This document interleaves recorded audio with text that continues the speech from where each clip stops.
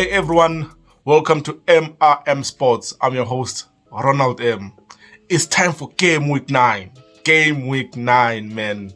North London Derby, Manchester Derby.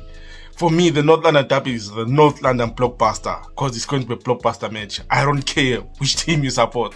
You know, as a neutral, as a Chelsea fan, I'll be actually enjoying these matches. I know we have our own little problem, not little problem, but our own challenges versus Crystal Palace. I think it'll be a difficult match, but you cannot, and I'll stress this one, you cannot ignore the North London Derby, specifically for me, because I think it will tell us a lot on which team can challenge Manchester City between Arsenal and Spurs. It's the perfect match for Spurs to play. It's they're away to Arsenal at the Emirates Stadium. They have every reason to just sit back and hit them on a counter. No, I don't think there will be any Tottenham Hotspur who will complain if Conte doesn't dominate the football match. Conte is built for such games. Conte is built to play such teams like Arsenal, one possession. And believe you me, Conte will counter-attack them to death. This is going to be interesting, man. It's another big test for the likes of Saliba and Gabriel at the back for Arsenal. Because he knows, I think Richarlison will play. It will be most likely the front three for Spurs will be Kane, Son and Richarlison. And you know Son with the pace. Richarlison with the, I don't want to say attitude, but then that roughness, that edginess, which at times is not there in modern football. You know, it's going to be starting fights. You can bet on Richarlison to start a fight. I can see him going down and roll, especially if Spurs get a call up. I can see him pulling all the dark arts of football, man, against Arsenal. And I think Conte will love that. He will love to wind up the Arsenal fans, man. It's going to be a huge match. I don't care which team you support. You know, for me, I'm definitely watching this game. I am definitely watching this one. Man, it's going to be something else.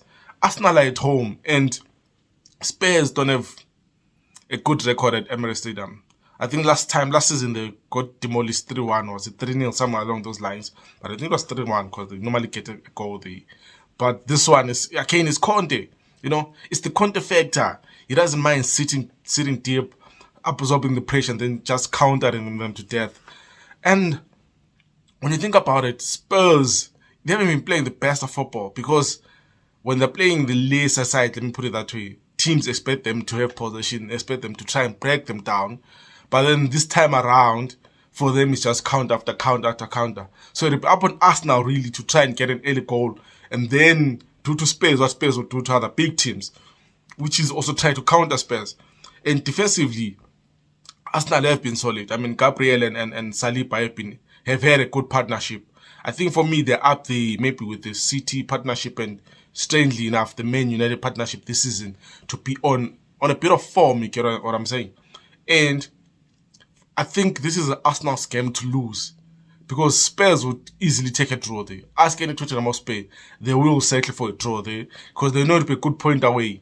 They'll still remain undefeated, and Arsenal will be dropping points again. Oh, to the advantage, City is playing Man United, so it's not a guarantee that City will overleap them.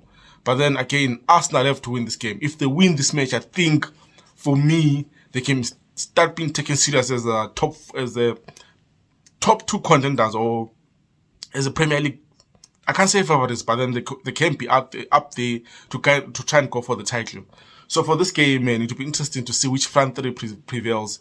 Will it be Son, Spurs, Kane, and Richarlison, or Gabriel Jesus versus that dire defense, Gabriel Jesus, Saka and Martinelli. Man, it's a difficult one to call. It's so difficult to call, man. I want to go with Arsenal because they're at home, but then I know how Conte plays football. I mean, I'm a Chelsea fan. I know how Conte is dangerous on the counter. I remember a few seasons back when we went to the Emirates, the season when Conte won the title with Chelsea, and we went to Etihad, and we beat Manchester City, was it 3-1? Yes, I think it was 3-1. And we used to counter them for days. So I expect that from Conte, and with Son's pace, with Kane dropping in as a 10. And with again, let me just touch on that. With Kane dropping in as a 10, you would expect if Partey plays to actually, or if Xhaka to be all over Kane, to make sure they stop Kane from playing those through passes to Son or Richarlison. You'd expect the midfield for us now to actually congest that place so that it's difficult for Kane to drop. He has to drop actually deeper and deeper into his own half for him to actually try and control the tempo of the game. But again, man, no, let me go with Arsenal on this one. I'm going definitely with Arsenal on this one. I think Arsenal will win this one. No, let me go with the draw. Nah, I can't. I can't see Spurs losing this game. I can't see Conte accepting this defeat on his CV. And you remember last season what they said after beating Arteta. He says Arteta complains a lot. So obviously Arteta might be thinking about that and you'd want to shut Conte down. So I think it will be a 2-all draw. I'm going with the 2-all draw. I don't see any of these teams affording to take a loss. And I don't see them beating each other actually. But I do see goals. Because in as much as Spurs are a solid unit, they've been conceding goals to almost every team. I don't remember the last time they had a clean sheet. And Arsenal also do concede goals here and there. So I can see a 2-all draw, man. But it will be a crack of a match. You know, Emirates Stadium will be bouncing. The fans will be up for it. I mean, it's a North London derby. It's a North London blockbuster. So you know the fans will want to win or get one over Spurs. And Spurs fans will want to spoil the party, man. They want to finally win at the Emirates. So I don't see either team losing this game. I think I'll go for a 2-all draw. And then I have to go for the fixture on Sunday. The Manchester Derby. The Manchester Mania. I mean, it is the Manchester Mania at the Etihad Stadium. You think Manchester City led by the cyborg Haaland, man. The cyborg could be out there to haunt Varane and Martinez. And if you remember, if you watch a lot of football content, he did say he can't wait to play against Manchester United. So you know Haaland will be out for it. You'll be definitely buzzing. You want to get a goal. You want even to score a hat-trick against Man U. I mean, it really surprised me if he gets a hat-trick, in all honesty. And again, it's another game. When you think about how Manchester United have played against the big teams, Liverpool and Arsenal this season, it's counter. Man, this game week is going to be so much fun because we're going to see counter football versus possession-based football in those two big games. You know, Man United will be trying to counter them to death. And, you know, Pep always has a plan up his sleeves, man. Like Haaland was saying a few days ago, how Pep always predicts what's going to happen in matches and he's normally correct and he always comes up with a plan of what the opposition wants to do. And Ten Hag, this is a test for him. It's a test to show that, yeah, I can, like, beat these big guys. I can beat these big managers. He's already defeated Klopp. He's already defeated Arteta. I think Pep is up there, for me, is currently the best coach in the world. So for Ten Hag to get a result against Manchester City, if he gets a draw, good for him. He gets a win, that's excellent from a Man United perspective. Obviously, I want Man United to lose because we need to fight. Chelsea needs to get in the top 4 and Man United are a threat to that position. So I want them to lose. But it depends on which midfield Manchester United goes for. Because with City, I think you can easily pick the lineup. Yes, Stones is injured, so expect Laporte or Ake to start there. And you can easily pick everyone who's going to play. I think Mahrez will start. Obviously, Haaland will be up there. De Bruyne, Rodri, Bernardo Silva, and I think Phil Foden also start. I don't see Jack Grealish starting this game. Maybe Pep will go with him, but then I think I would go with Foden and Mahrez on the wings. And of course, the cyborg up front. And with Man U, there have been reports that Rashford and Martial might be up for this game. I can't see Ronaldo starting if Martial is fit. It's difficult for me to see Ronaldo starting because Ten Hag will need the pass up front. So you might go with Rashford, Elanga, and Anthony, Rashford, and Sancho. No, Sanchez is Sancho. I think you'll go with that front three. Anthony, Sancho, and Rashford in down the middle. Again, if he plays for me in the midfield, Casemiro and McTominay and Eriksen or Casemiro, it's going to be a difficult one. Yeah, it's difficult because Scott McTominay has been on form for Man U. I won't lie. I'm not a big fan of his, but he's been on form. So it'll be difficult to see if it drops him for Casemiro to bring in that experience against the Manchester City side. Someone who's played in so many El Clasicos, someone who's won Champions Leagues, who knows how to like break up play from a defensive midfield point of view. So again, if it goes with maybe two defensive midfielders, Scott McTominay and Casemiro, then City might find it difficult to control the mid because those two pick up yellow cards. They'll be there to just disrupt anything City does. But then at the Etihad, man, with this current Haaland-led City and De Bruyne on fire, I can only see City winning this match 3-1. Yes, United might go for a counter-attack goal, but then, in all honesty, for me, City will win this match 3-1. I can only see City going for this match with a 3-1 victory. And Haaland to score maybe a brace or a goal and assist. I can only see that. And it'll be interesting to see what Martinez does against Haaland. I mean, if Haaland gets the better of Martinez, I don't think people will be surprised, but then obviously the height factor will come in. And Varane will be key for this one. Varane will be key. I think he has to take up on Holland to try, and both of them actually at Martinez, they have to try and bump him around, try to foul him and maybe pick up a yellow card or so. Because if they just try to play it clean and neat, and De Gea has to bring his A game. De Gea is a shot stopper. I think he's key for this one. I can see De Gea making about 5-6 saves for Man United to get anything out of this game, man. But again, it's going to be one hell of a Manchester Mania. I mean, the Manchester Derby on Sunday is going to be something else. I mean, football is the gift that keeps on giving. Anyway, let's jump on to other games. Chelsea versus Crystal Palace. This is at 3 p.m. Chelsea's away to Crystal Palace, man, in Selhurst Park. You know, I love Crystal Palace. I have a soft spot. I love Chelsea, but I have a soft spot for Crystal Palace because of black excellence with Patrick Vieira and all the black players in Crystal Palace. And it's going to be a tricky one for Chelsea. This is time for Graham Potter to show that his ideas can quickly be adopted by Chelsea players. And you expect Chelsea to actually get something, because if you don't get a victory there, then top 4 looks scary for us. It looks like to be difficult to attain top 4 if we can't get something out of Crystal Palace. So we definitely need to try. I can see Palace scoring because Chelsea are not good at keeping clean sheets this season. And with Kepa at goal, obviously if they get a set piece, they know Chelsea have been vulnerable on set pieces. And Zaha is dangerous, man. He's been on form this season. He's quite dangerous. And it's difficult to see a Chelsea player who's been on form. I know Kai Havertz had 2 brilliant goals on international duty for Germany. Mount actually got a goal. So it's up to those players and Oba to step up, and Sterling also to step up. I want Sterling to bury any chances he gets. I know Sterling has a lot of misses, but then he's no longer playing for a City team that will create chance out of chance. Chelsea are not that team. We don't create 10 chances in a game, 10 clear-cut chances. So we need Sterling to back. If he gets 2 chances in there to score 1, we have to constantly put, from the minute the game kicks off, we have to put Crystal Palace at a difficult position. We have to put so much pressure on them to make sure that back 4 creates mistakes. That's the only way we can get goals. That's the only way. And without Kante in the midfield, it'll be difficult for us to say we can run that midfield wild for them. Will he start Gallica? It's his former team. He was on loan there. So it'll be interesting to see who plays. I think Jorginho will play if Kovacic is fit. And then who else plays in that midfield? It'll be interesting to see basically which system Potter plays.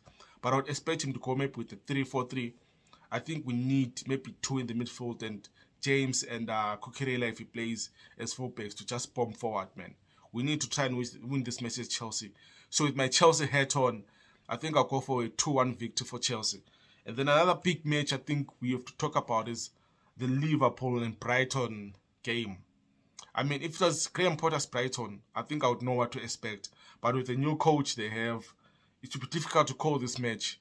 Unless if Liverpool do what Liverpool does, which is this season, not to stink up the place, but then actually go for a victory.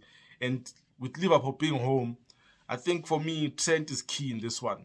You would want to show to his England boss that he is the best right back at the moment. You want to prove to him that he can play that position very well in a back 4.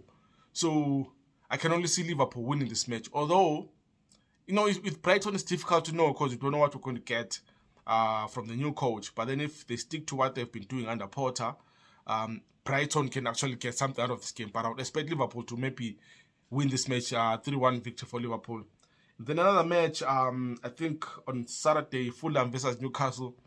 I would want to watch this game again. I think I might watch this one, maybe concurrently with the Liverpool match, because it would be a crack of a match. Newcastle are a team which everyone expects big things from this season because of the money, the backing, the players they have. And Fulham have shown that they are here to entertain, they are here to pick up points in the earliest part of the season to make sure that, I think, by January they're safe from relegation.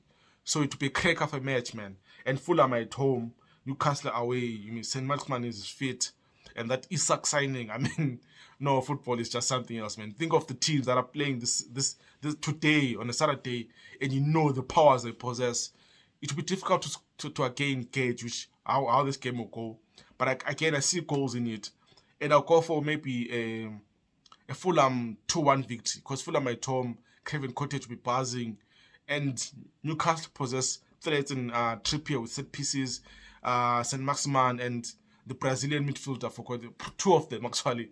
I forgot their names, and of course Isak up front. So I see, Fulham will win this match 2-1. Then other matches which will be there today and tomorrow, which is Saturday and Sunday. Bournemouth versus Brentford. Bournemouth at home. I was disappointed by Brentford just before the international break against Arsenal. I didn't expect them to lose that match 3-0. But then I guess it's the new Arsenal now.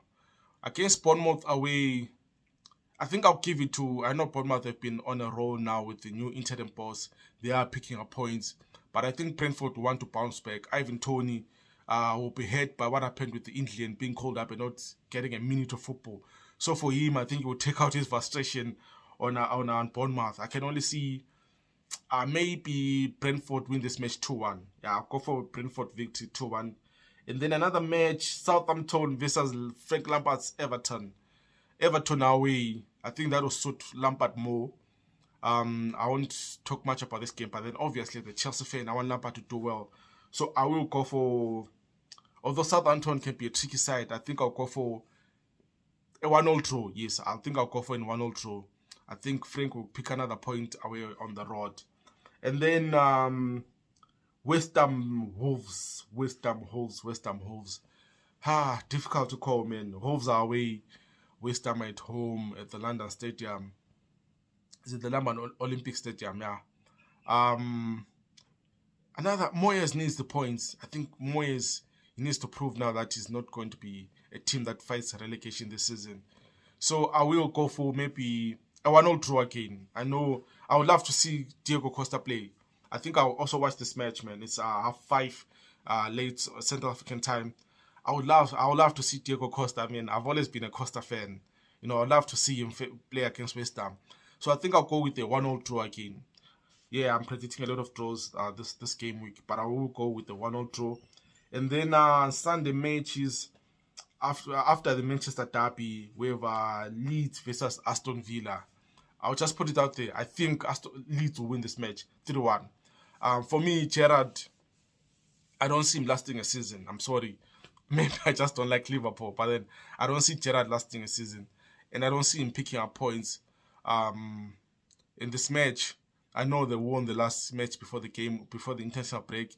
But again, I think Gerrard, this is the game he's going to lose, and we will get pressure from him. I don't think he's safe at all. I think Lampard will outlast Gerrard. I still believe Gerrard, Rodgers are, for me, the next coaches to lose their jobs. So for this one, I'll go with the Leeds 3-1 victory because Leeds are at home. So I'll go with the 3-1 victory. And then on the Monday Night Football, we have Leicester City versus Nottingham Forest. The holders of players, Nottingham Forest, who signed the 2021 players this past transfer window. Let's see.